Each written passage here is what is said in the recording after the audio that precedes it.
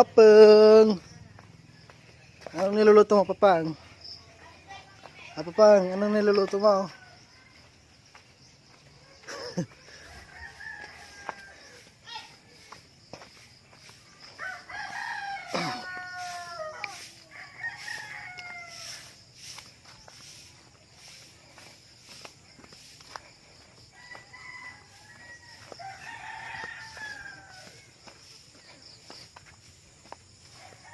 Ang ganda ng araw.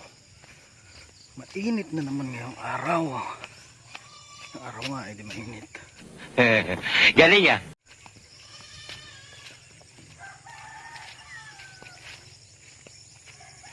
Sabi ko ni Apo Arawan.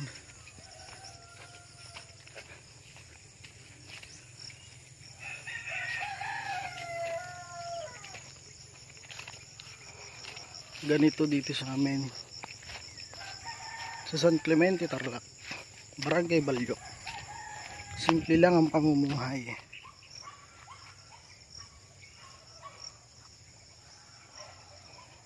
Ito yung kubo natin. Hindi na matapos-tapos.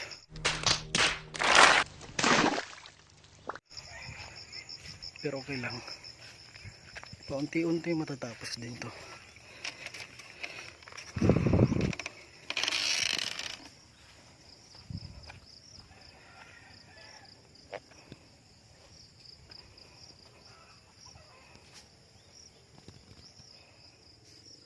Ito mga pare ko ito yung tinatawag nilang maramais.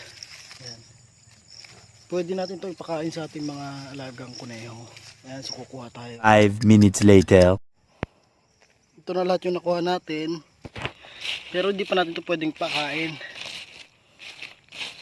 Dahil meron pa siyang hamog. Ayan, kailangan pa natin itong i-air dry.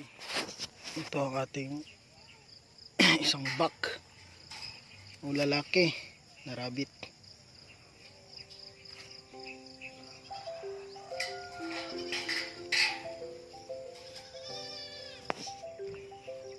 Ito naman yung ating doe o babaeng rabbit.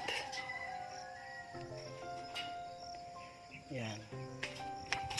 Oops. Ayaw niya magpahawak.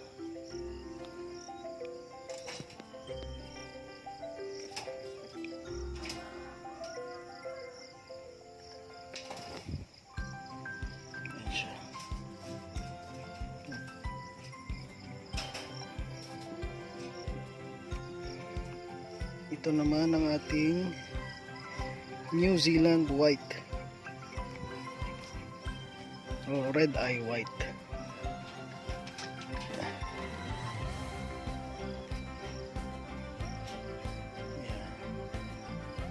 Ito yung buck, ito yung doe, babae, ito yung lalaki.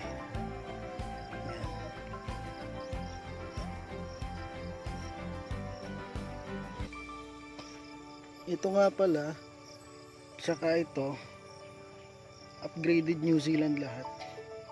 Yung dalawang yan. Ito yung ating mga New Zealand White.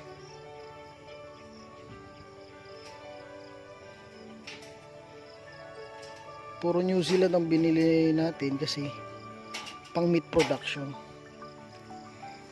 Sana dumami sila. Yun.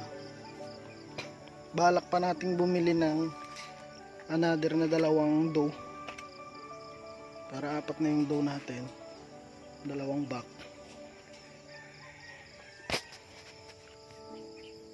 na mga ready to breed na rin ang bibili natin. Yan. Ang ganda nito mga New Zealand White natin.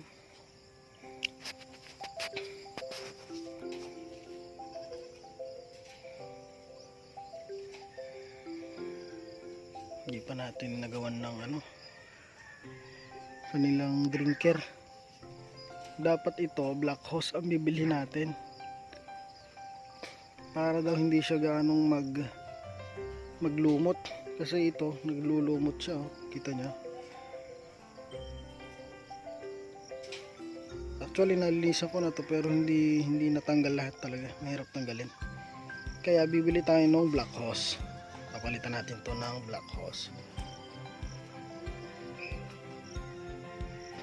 Ayan. Ayan yung lumot ko. Pero as long as may dumadaloy naman na tubig, walang problema.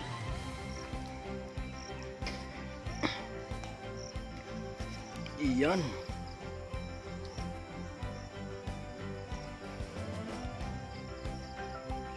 Mamaya papakain tayo. Kain natin is yung Madre de Agua.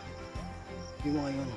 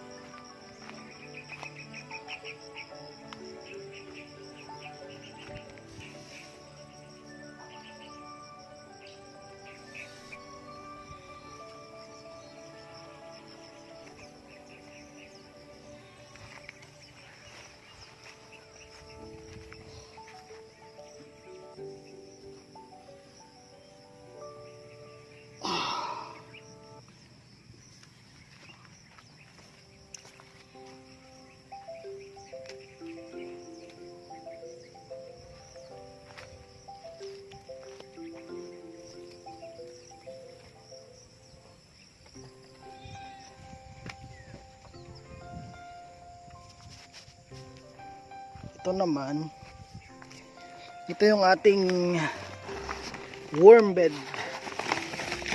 Tingnan natin kung okay na siya. At kapag nakabili na tayo ng bulate o yung African Nightcrawler, dito natin nilalagay.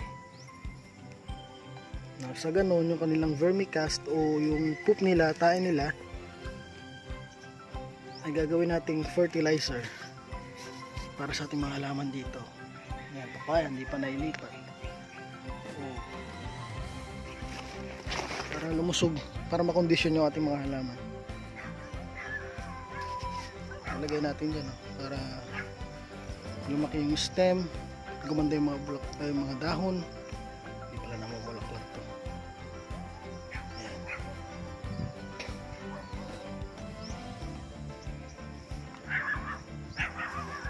Kita nyo ba yan?